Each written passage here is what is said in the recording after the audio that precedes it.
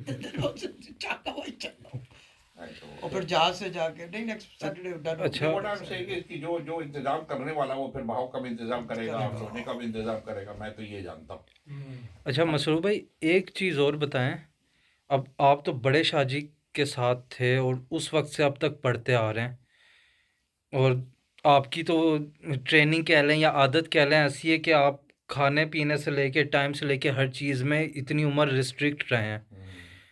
Do you think कि सब कुछ करने के बाद भी आज के टाइम में वज़ाइफ की क़ुव्वत में या इफ़ेक्टिवनेस में कोई फ़र्क आया है, या हमारे करने में फ़र्क है?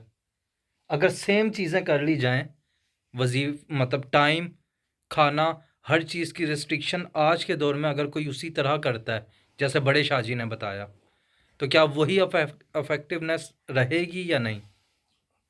मेरा तो यकीन है कि रहेगी। आप क्या कहते हो शाहजी? बिल्कुल रहेगी।